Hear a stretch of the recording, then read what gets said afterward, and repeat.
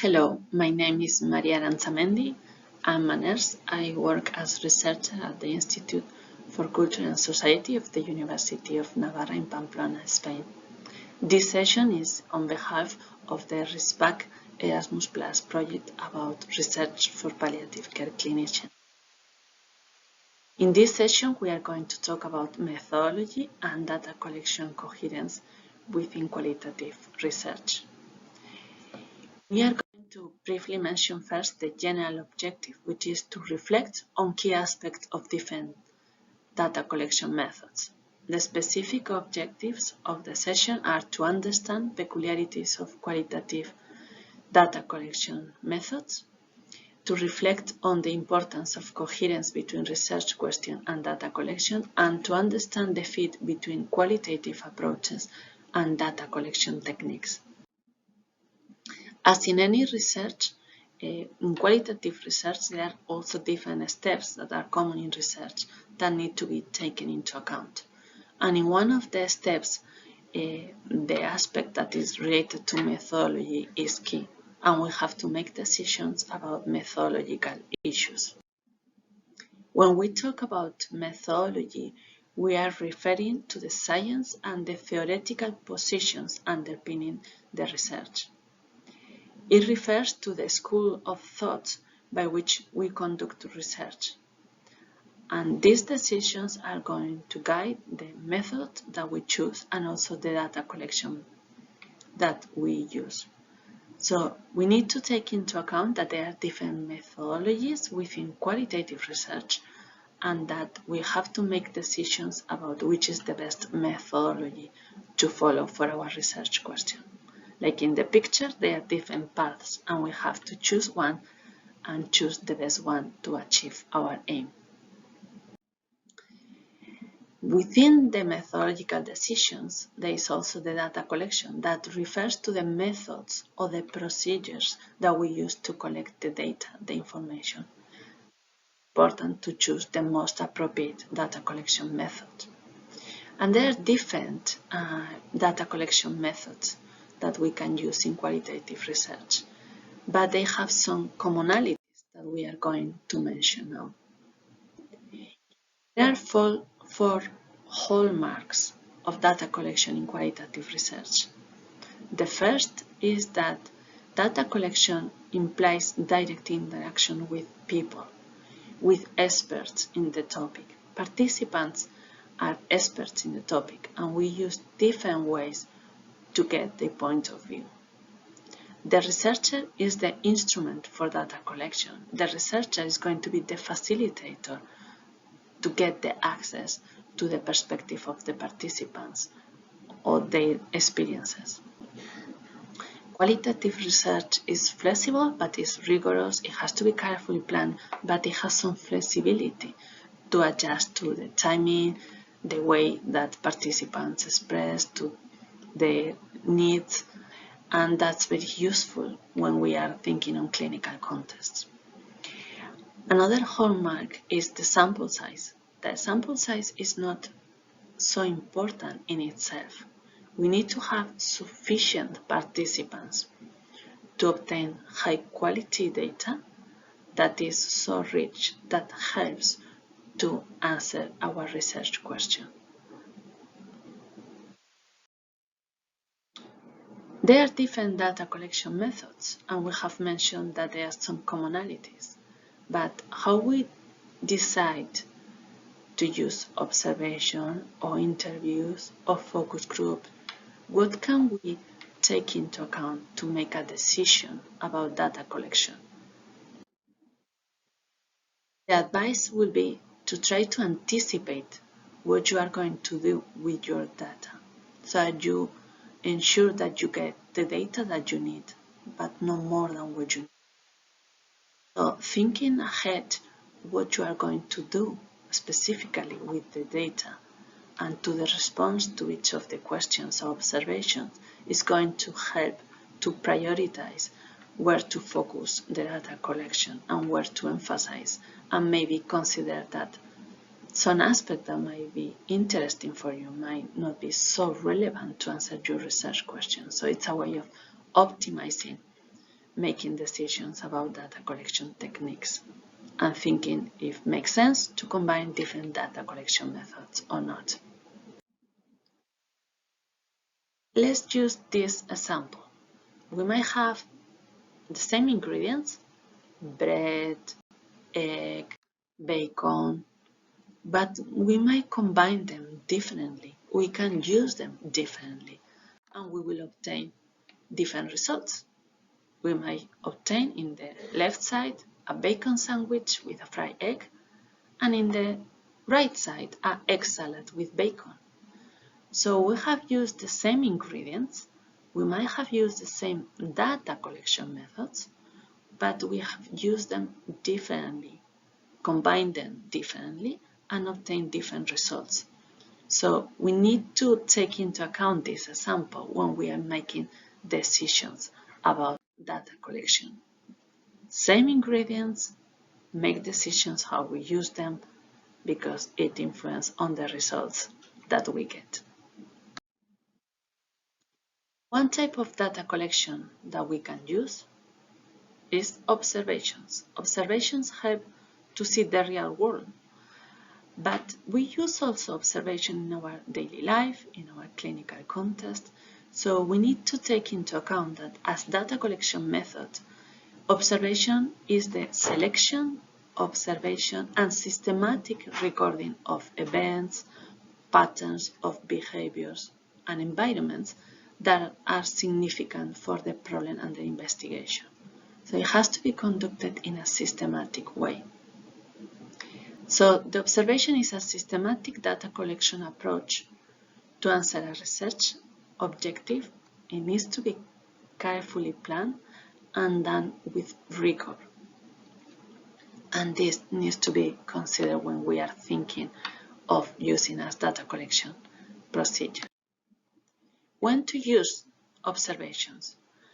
When the nature of the research question to be answered is focused on questions like how or what type question, then it can be useful observing the events and the interactions directly. If we are interested in exploring things that are quite unknown or unexplored and we don't know much about their behaviors in these situations, observing can be a very important and useful data collection method. It's also useful when we are trying to understand the meaning of a setting in a detailed way. Then it's very valuable to use observation because it helps to get that global perspective. It also helps when we are interested in understanding in the natural setting how interactions happen, and when we are interested in seeing the actual behaviors and not what people self-report. As any data collection method, it has advantages and it has disadvantages. Among the advantages are that it helps to get access to the backstage culture, to understand underpinning cultural things that sometimes are hidden in other ways, unless we observe. It helps to get detailed description of behaviors, intentions, situations, and it allows collecting mundane aspects of daily in the context that they occur. So it can be very useful to see how things work. The disadvantage is that we need to invest time and carefully plan to decrease the influence of the observer presence.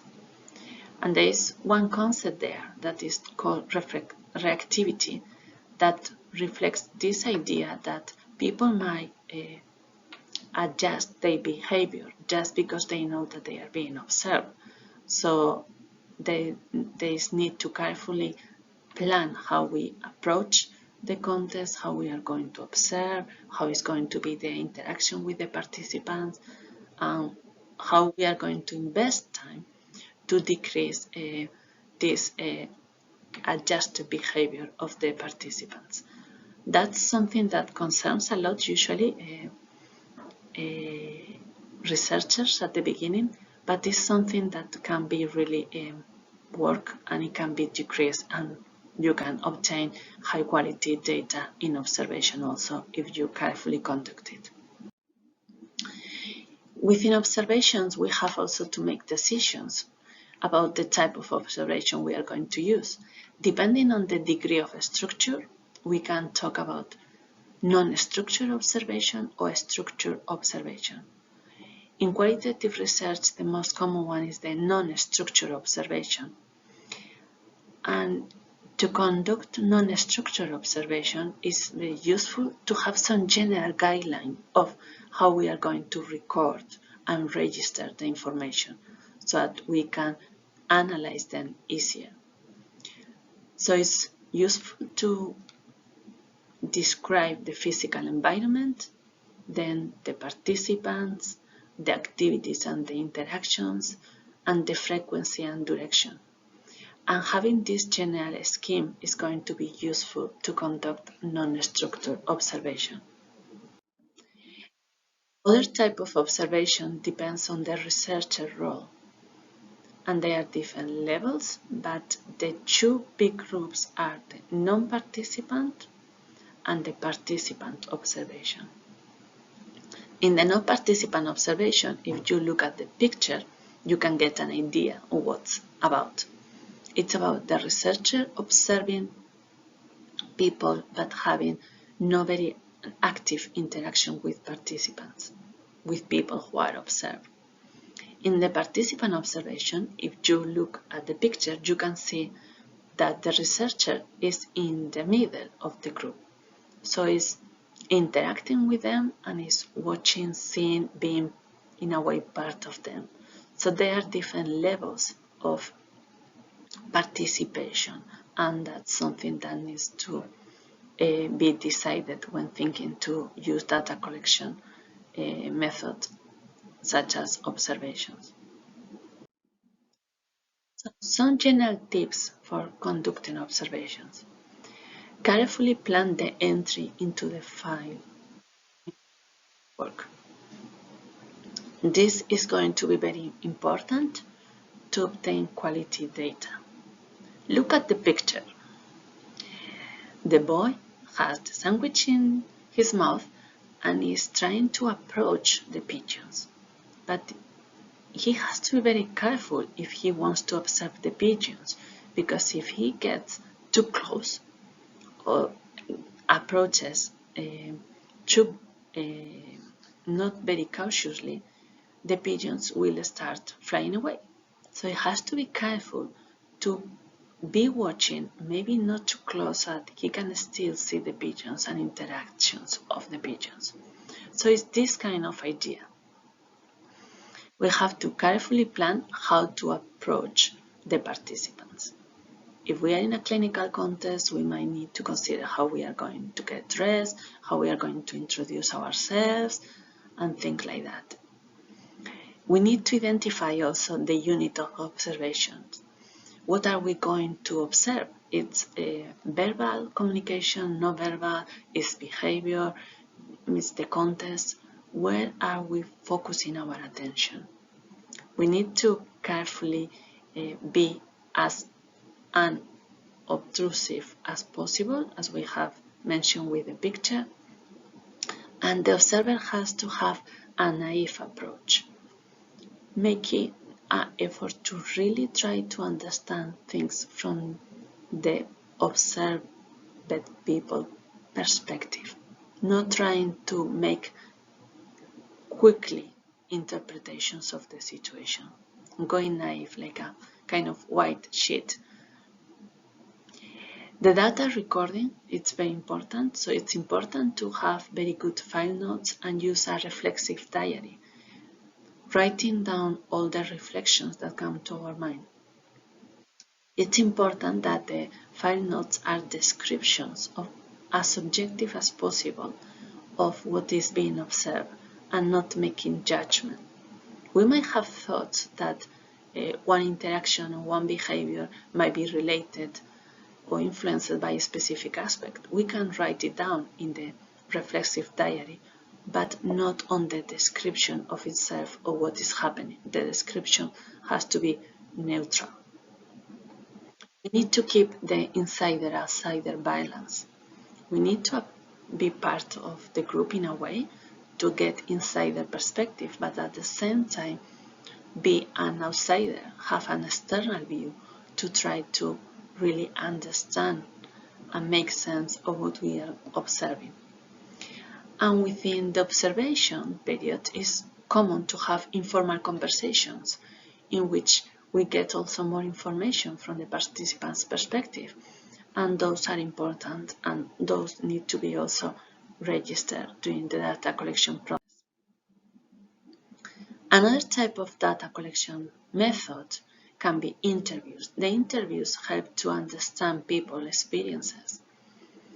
And here I have used the picture of a window, because as Rubin said, an interview is a window on a time and a social world that is experienced once in a person and a time. So qualitative interviews are conversations that have to be gently guided to have an extended discussion and to open up that window and get access to all what is ahead. Interviews are used to explore the views, beliefs, experiences, and motivations of individuals, and they can be structured, semi-structured, unstructured. They can be conducted individually, in a group. They can be face-to-face or at a distance. So there are decisions that have to be made regarding interviews. Thinking about when to use interviews, they are useful to learn about a topic of interest from the perspective of the participants. We can use them when we want to listen carefully to what the participants have to say, to learn from their perspective, and that involves having a very attentive attitude. And as you can see in the image, having our ears very open and an attitude of openness to really hear and listen what they are telling us. Interviews help to explore the views, experiences, beliefs, and motivations of individuals on a specific matter, and they can be also very useful to explore sensitive topics because they help to follow what the interviewee has to tell us. Interviews have also advantages and disadvantages. The advantages are that it can be flexible, we can follow what participants are saying, we can check if there are any misunderstanding or mistakes, or we don't have a clear understanding of what they are saying, so we can in the conversation clarify all that. And we can also pursue ideas that the participants say that are important and that we hadn't even maybe thought about these ideas. The disadvantage is that it's sometimes consuming. We need to be having that conversation and planning it and listening attentively. And it requires interviewer training because the interviewer has to have very good communication skills and has to know how to prompt to obtain a quality data. You can see in the image that the interviewer is kind of pulling out the thread that is in another person, and we are facilitating as interviewers getting all that information. There are different types of interviews according to the structure. Interviews can be structured, semi-structured, or unstructured. In qualitative research, we tend to use semi-structured interviews because it covers particular themes or aspects, and we have a topic guide, but we are adjusting to the narrative of the participants and following that narrative and guiding to find the answer to our questions. Or it can be more unstructured, and then we have maximum flexibility. In these cases, the researcher opens the conversation with very general and open questions and unfolds the conversation. Structured interviews are not very common in qualitative research because it's having a series of questions in a fixed order, and that usually doesn't facilitate unfolding participants' perspective. So as in the image, you can see that there are different paths. We might have as researcher clear the path in the middle, the straight line that we want to follow, which will be like the topic guide or the themes that we want to tackle, but we might be following the other roads, following the participants' narrative and story, but not losing track of our own path. Regarding tips to conduct interviews, the first is to carefully prepare everything. The context in which the interviews are going to be conducted, it has to be a quiet place, a place that facilitates a participant being comfortable. It can be a neutral place, or it can be a selection to be in a place or another one. Has to imply making decisions about being an individual or a group interview, about administration. Is the interview going to be conducted face-to-face or is going to be at a distance? And as mentioned, setting the place and the timing for the interview. We have to prepare the interview guide, the questions, train a little bit, prepare all the recording materials, try and see that all the recording is adequate, is high quality, train the skills of the interviewer, and then take into account the training the interview is important to obtain quality data, because the interviewer is going to be the instrument. So the interviewee has to feel that the interviewer is confident, but at the same time is open to what he has to say. Other type of data collection method that is used in qualitative research is focus group. And focus group is about building meaning on social interaction. Sometimes includes also elements of participant observation, because we are going to observe what's the interaction between the group, how different people react, to try to build meaning to that interaction.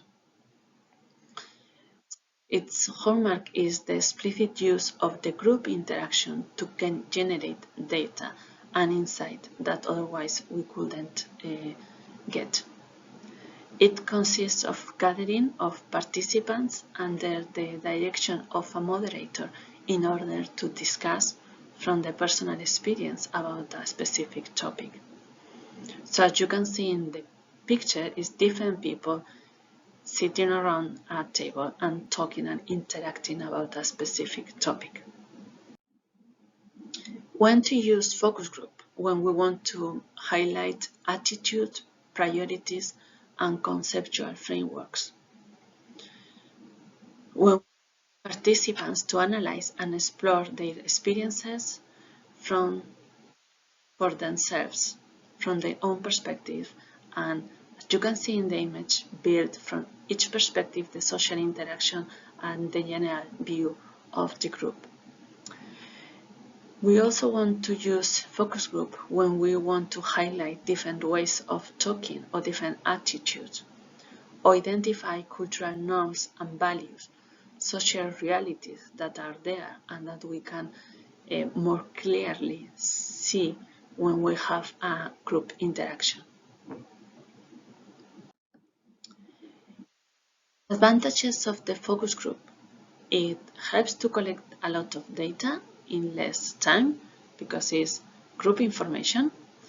So it gives a global description of the knowledge, attitudes, and social behaviors of a social group, and the way in which each individual is influenced by another in a group situation. The advantage is also that it informs which is an important issue and which is not important in the real speech of that interaction and that group. The disadvantages is that it's less flexible and doesn't have such an in-depth as in individual interviews, but the purposes are also different. It's also sometimes a disadvantage that the group dynamics might silence dissenting voices. So here, in these cases, the moderator is key because it has to promote a dynamic in which everybody has the possibility to share own perspective and be respected about that. Another issue to take into account is also about the confidentiality. Different people in the group are listening the same speech of other people, so emphasizing the importance of confidentiality and the rules of the group discussion, that what is mentioned in the group discussion is going to be maintained within the group and is not going to share outside the group, is relevant and is one of the safety issues that needs to be considered also when using focus group as data collection method for conducting focus groups.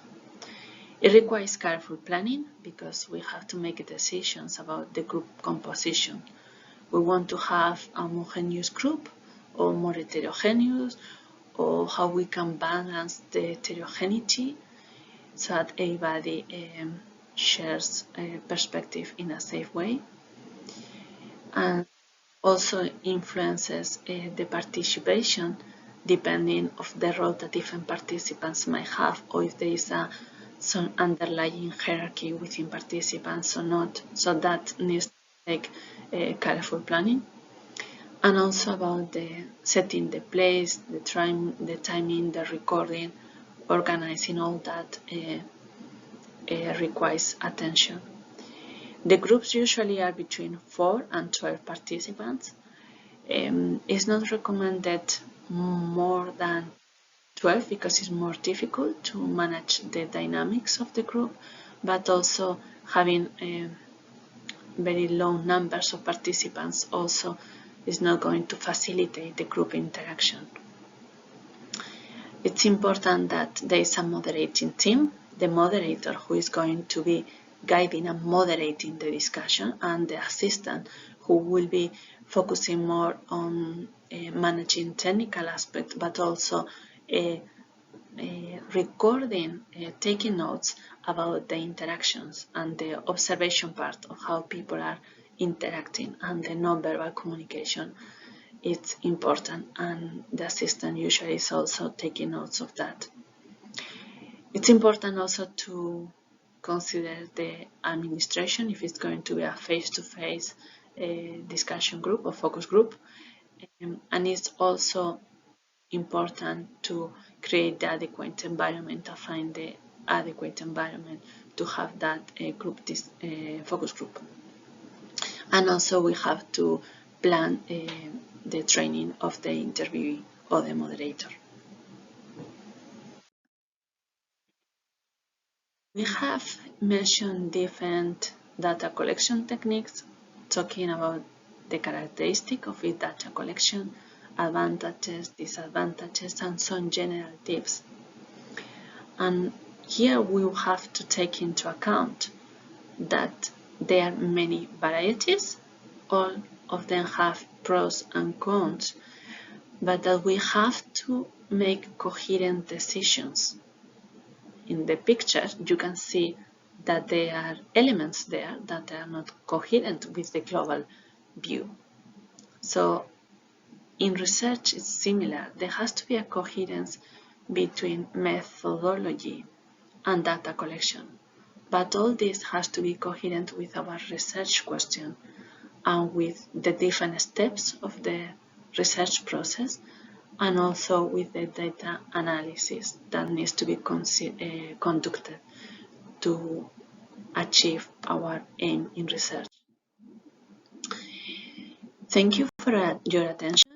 Here are some references that are useful to go more in depth on the collection, and some of these readings can be very useful to help to carefully plan your data collection method and make easier the decision-making process about collecting data in qualitative research. As mentioned at the beginning, this session is part of the materials that are being created within the RESPACC Erasmus Plus project, and we hope you find them useful.